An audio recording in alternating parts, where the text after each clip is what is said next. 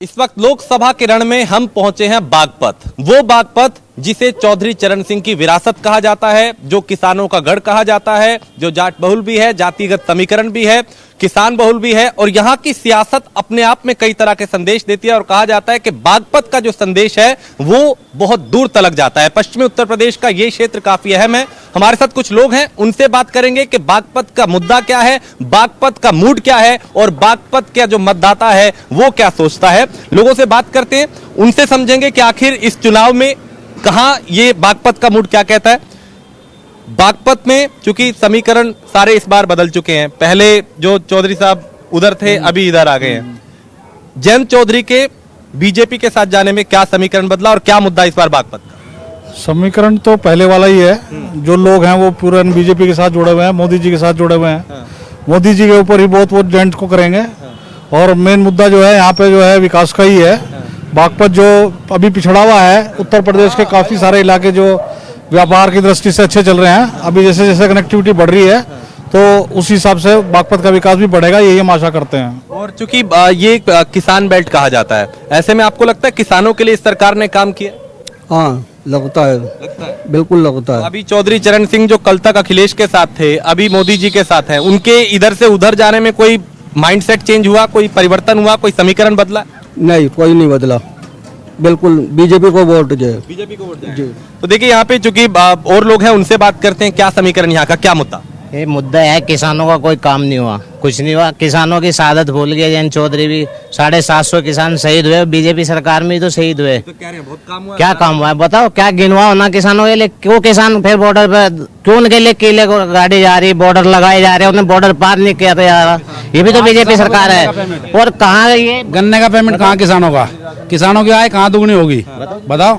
लाल टोपी समाजवादी पार्टी के समर्थक हैं आप, है ना? चलिए ठीक है, वो कोई बात नहीं। लेकिन जयंत चौधरी जो कल तक आपके साथ थे, आज वो उनके साथ हैं, तो जाटों की बात तो वो भी करते थे, यही बात है। अब वो चुप हैं, क्या उनके उधर जाने के बाद आपको लगता है आपका पलड़ा हल्का हो गया? भैया हमारा पलड़ा हल्का नहीं हो, हमारा भारी हो गया। भारी है उनके ये कह रहे हमने चिंता करा। पहले 2017 में चुनाव लड़े, एक विधायक आया, हमारे साथ मिलकर चुनाव लड़े, 9 विधायक आए। और अब की बार अगर हम साला होकर चल रहे हैं, हम भी अब भी 7 सीट दे रहे थे, लेकिन 7 उन्हें कम लगी, 2 ज्यादा लगी और दोनों हारेंगे, खत्म हो जाएगी कहानी। तो कह रहे हैं हमने चौधरी साहब को भारत रत्न दे दिया, किसानों का सम्मान कर चौधरी चरण, इसीलिए वो कह रहे हैं चौधरी चरण सिंह अपने आप में खुद भारत रत्न है। भारत रत्न की जरूरत नहीं थी, वो खुद भारत रत्न है।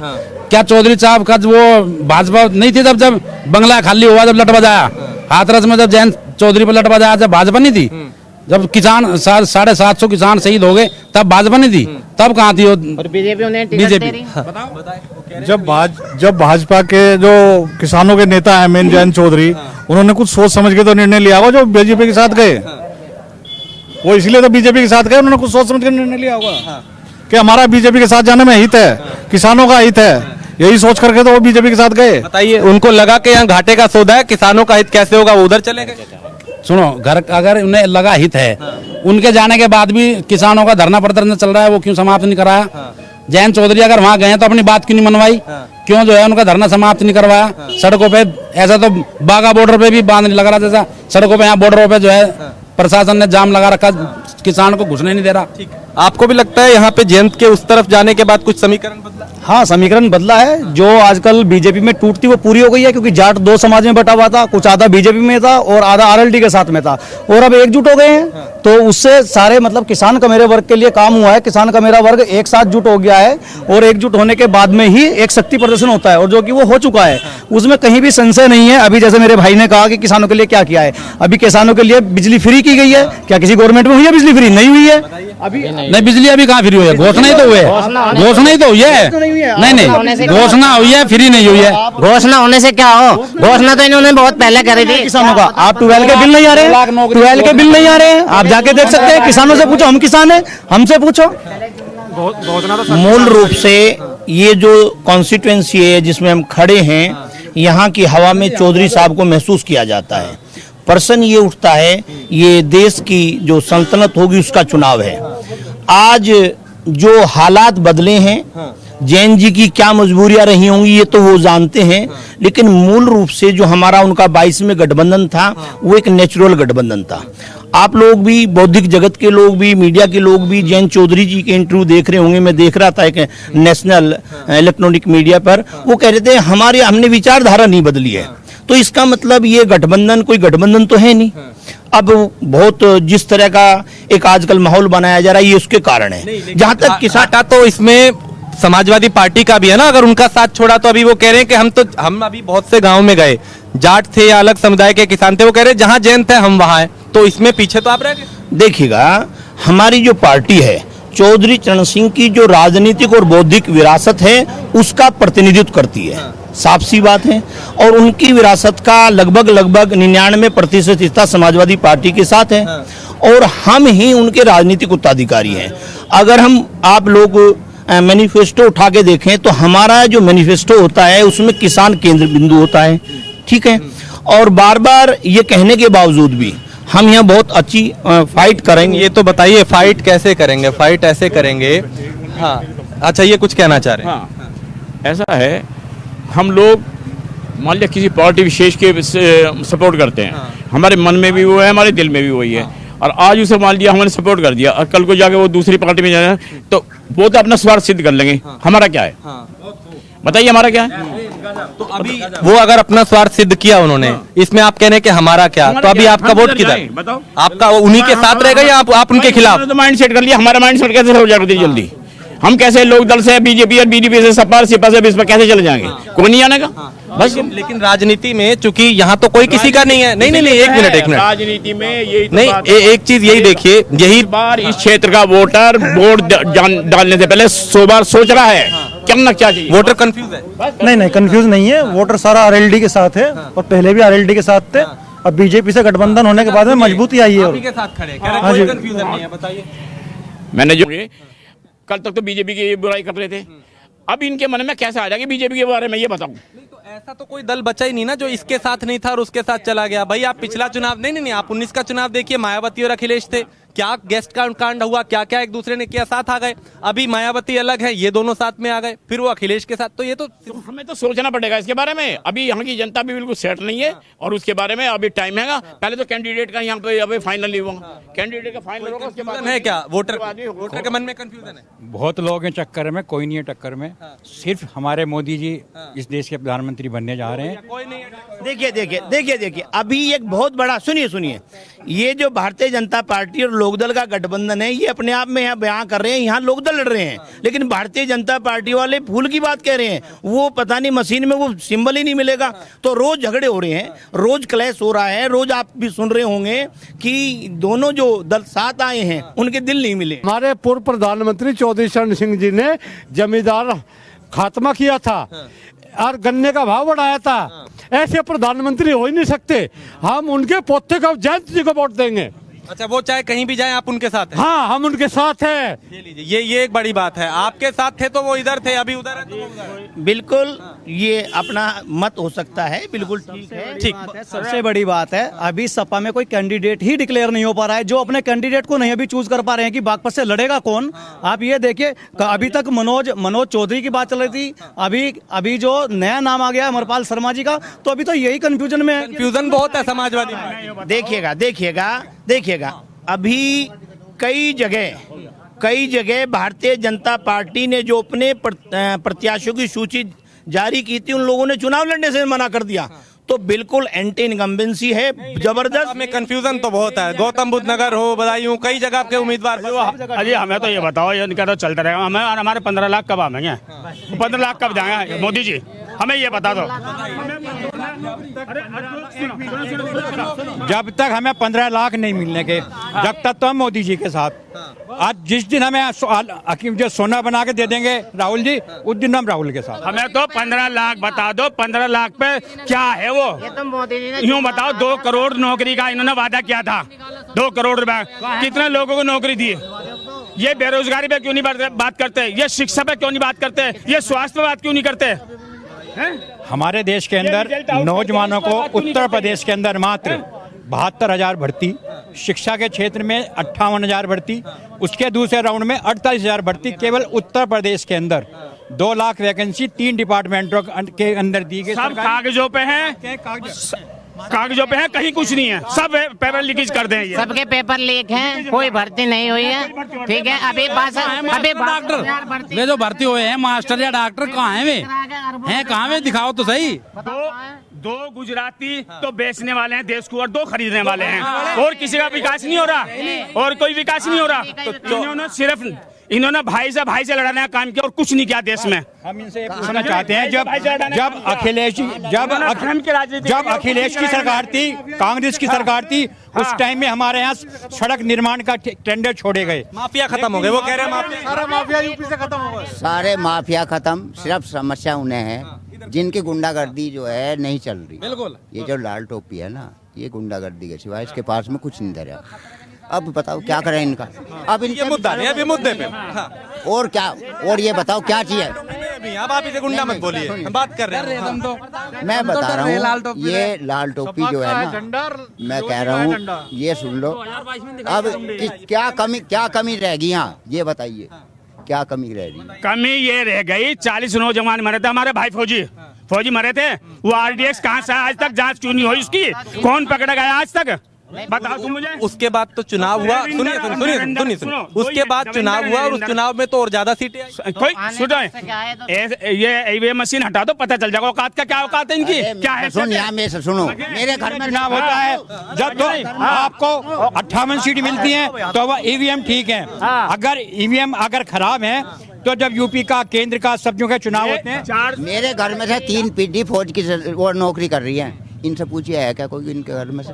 अभी जब अग्निवीर की योजना लागू हुई थी और फिलहाल में जो नए दल बदल कर गए हैं, वो पूरे उत्तर प्रदेश में अग्निवीर योजना के विरोध में जगह जगह नौजवानों को आंदोलित कर रहे थे। तो ये जो नौजवान है जब मत देने के जाएगा तो वो ये विचार करेगा कि ये किसके साथ धोखा। ये बताएं, ये यहाँ का सबसे अहम मुद्दा क्या है जिसपे आपको लगता है कि भैया बेरोजगारी कोई मुद्दा है, सारे मुद्दे खत्म। सुनो, बेरोजगारी, शिक्षा, चिकित्सा, चवन्नी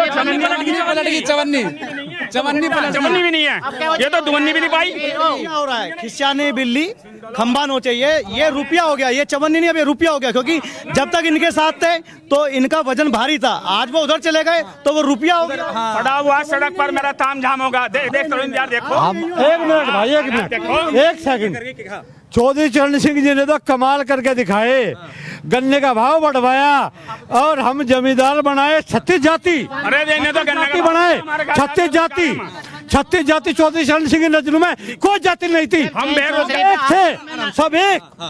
जैन चौधरी पे हाथरस में लाठी बज रही थी, उस दिनों को भूल गया। वो कहाँ गए? 750 किसान शहीद हुए, उन्हें टिकट दे रही बीजेपी मार के बंगला खाली करवा दिल्ली। जो जंतर मंतर पर पहलवान बेटियां बैठी थी, उनका जवाब इस चुनाव में यहाँ की जनता देगी। किसान के पेमेंट का जवाब जनता देगी, और चौधरी साहब का जो सम्मान समाजवादी पार्टी के लोग करते हैं, समाजवादी करती है, वो भारतीय जनता पार्टी 7 जन्म में भी नहीं कर पाएगी। देखो जी, लोग बात कहते हैं कि विकास नहीं हुआ। विकास क्या है? विकास अभी जो है 10 साल का हुआ है। अब 10 साल में जब सड़कें बन गई, ये बन गई, हो गया, अभी विकास को और बढ़ने दो। अभी विकास 10 साल का हुआ है, जब 15 साल का होगा, 20 साल का, जब देखा क्या उन्नति होगी, हमारा देश विकसित होगा। जब विकास 20 साल का हो, जब हमारा देश विकसित होगा। विकास तो जब होता है जब मोदी जी छोड़ गए तो घरवाली वहाँ विकास कहाँ से पैदा हो जाएगा? विकास कैसे हो जाएगा? विकास इस बार हम मोदी जी के साथ 400 सीटों के साथ 3 ट्रिलियन इकोनॉमी की तरफ जा रहे हैं, और हमारा देश जो है चौथी 400 पार, लहसन पार हो गया, 400 पार, डीजल 100 के पार, पेट्रोल 100 के पार, उसकी बात नहीं करते ये। सिलेंडर 1000 से पार। सिलेंडर कहाँ है? 1000 का सिलेंडर 800 रुपए से कम का है। सिलेंडर पहले ब्लैक में बिकता था, लाइनों में लगना पड़ता था। आज एक कॉल करते हैं, घर के बाहर सिलेंडर वाला खड़ा होता है। क्या ये स्मृति ईरानी सिर पे लेके सिलेंडर बैठ गई थी, आज 1000 रुपए का। हम इन दोनों कामों की सराहना करें, एक तो रोड बनाना और जनता को रोड पर लाना, इसके अलावा कोई तीसरा। ये जो दिल्ली सहारनपुर रोड था, ये रालोद ने पास करवाया था। छपरौली का हाईवे, टोटी का बिजली घर, रालोद चौधरी सिंह ने पास करवाया था, और बीजेपी ने ये इसका उद्घाटन किया था। लेकिन ये हमारे चौधरी अजीत सिंह ने पास करवाया था, ये टोटी का बिजली घर। बड़ी बात यह है कि जब बागपत की हम बात करते हैं, क्या किसानों की समस्या का समाधान हुआ? सबसे बड़ी बात यह है, गन्ना मूल्य की बात करें, गन्ना बेल्ट है, किसानों के पास में क्या दिक्कत है ये बताओ। बताइए दिक्कत। 85% गन्ना मिल में जा चुका, लेकिन रेट का पता नहीं लग रहा किस रेट से मिलेगा। रेट काम यूँ कह रहे हैं कि इस गन्ने का पेमेंट ना मिलो हमें 10 साल, लेकिन कानून व्यवस्था ठीक होनी चाहिए। बच्चे कहाँ से फीस कहाँ से भरेंगे अगर 10 साल पेमेंट नहीं मिलेगा? बच्चों की फीस कहाँ से भरेंगे? एजुकेशन कहाँ से देंगे? बीमारी में कहाँ से लगाएंगे? आपने कह दिया 10 साल हमें पेमेंट ना मिले तो क्या जरूरत पड़ रही है ये तो बता दो। सरकार जो जब फ्री चाचा मोदी की एक प्राथमिकता है, भिखारी बना दिए, 5 किलो उस पर अनाज पाइयो, तरक्की विकास करा, 5 किलो अनाज दे रहे हैं। 5 किलो अनाज में क्या हो रहा है बताओ तुम मुझे। 80 करोड़ मोदी जी कह रहे हैं, हमारे मोदी जी अनाज बंद क्यों नहीं करते? ये अनाज लेना बंद करो। काका जी से एक बात पूछ लो कि जो खाद का कट्टा आवे वो 5 किलो कम करके पैसे कुछ कम होने चाहिए या पैसे बढ़ने चाहिए? देखिए वजन घटा दिया, देखिए ये जो नैरेटिव भारतीय जनता पार्टी ने जो देश भर में नैरेटिव डेवलप किया है वो धार्मिक ध्रुवीकरण के आधार पर किया है, ठीक है। जबकि हमारे यहाँ की जो संवैधानिक व्यवस्था है और कॉमन मैन का भी ये मानना है वो सहिष्णु है, वो भाईचारे में विश्वास करता है। तो समाजवादी पार्टी भाईचारे में विश्वास करती है और जो ये 26 अप्रैल को चुनाव होने जा रहा है, निश्चित रूप से बागपत लोकसभा क्षेत्र का लगभग 16.5 लाख। बताइए उधर देखिए बड़ी संख्या में समाजवादी। लेकिन एक बात बताइए, 1 मिनट, एक सवाल ये भी है कि एक तरफ हम मोदी जी को देख रहे हैं, योगी जी को देख रहे हैं, बीजेपी के दिग्गज सभाएं सब कर रहे हैं, अखिलेश यादव कहाँ है? बिल्कुल अखिलेश यादव बराबर प्रतिदिन कार्यालय के बाद प्रतिदिन किसी ना किसी जिले में है, प्रतिदिन। ये आपको नहीं लग रहा चुनाव मुहाने पे अभी आप घर में ये मीडिया नहीं, मीडिया समस्या हारने के बाद में अपनी समस्या। अगर वोटर साइलेंट है, वोटर साइलेंट नहीं, आपके नेता क्या कर रहे हैं? वोटर तो साइलेंट।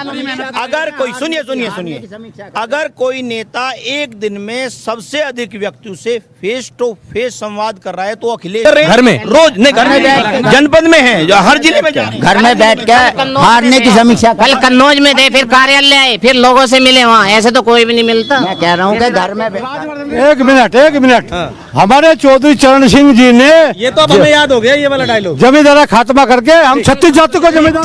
ठीक सुनो, और गन्ने का भाव बढ़ाया, चौधरी अजीत सिंह ने मिल बनवाए, चोटी का बिजली घर बनवाया। अच्छा, ठीक और चौधरी जयंत चौधरी जैसे नेता बेदाग है ही नहीं। ठीक है।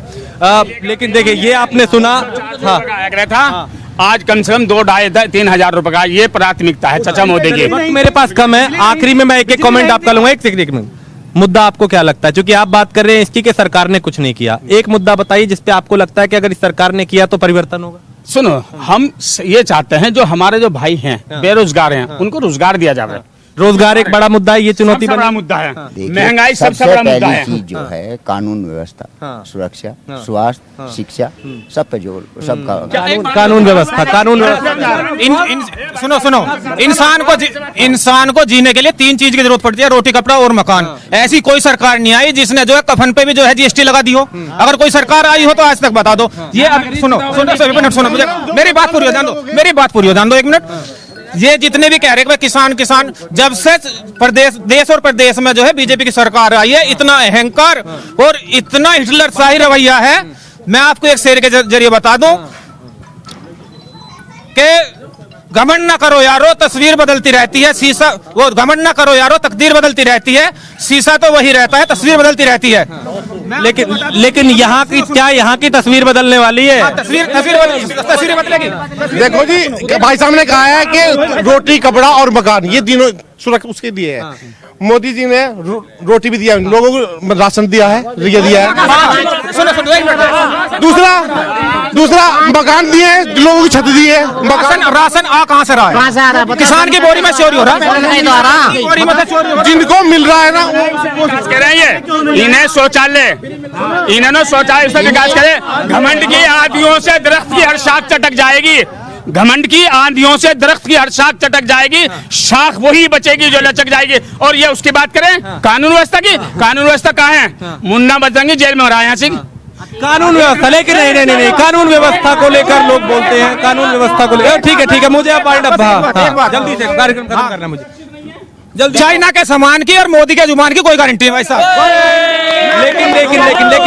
लेकिन मोदी की गारंटी, चूंकि वक्त मेरे पास वक्त इतना ही था, मोदी की गारंटी का जिक्र चूंकि हर जगह हो रहा है, लेकिन ये कह रहे हैं कि उनकी गारंटी का भरोसा नहीं है। ठीक है, चलिए, वक्त इतना ही था। बागपत के लोगों की राय आपने सुनी और यहाँ पे आपने सुना कि कोई पक्ष में है, कोई विपक्ष में है, लेकिन मुद्दों की बात जब करते हैं, मुद्दे क्या होंगे, तो यहाँ का समीकरण बड़ा दिलचस्प हो गया है। जयंत चौधरी पहले इंडी अलायंस के साथ थे, अभी एनडीए के साथ है। उनके इधर से उधर जाने के बाद भी यहाँ के समीकरण बदले हैं, लेकिन क्या होगा वो 4 जून को पता चलेगा जब नतीजे आएंगे। कैमरा पर्सन राज के साथ मैं राजेश कुमार, बागपत।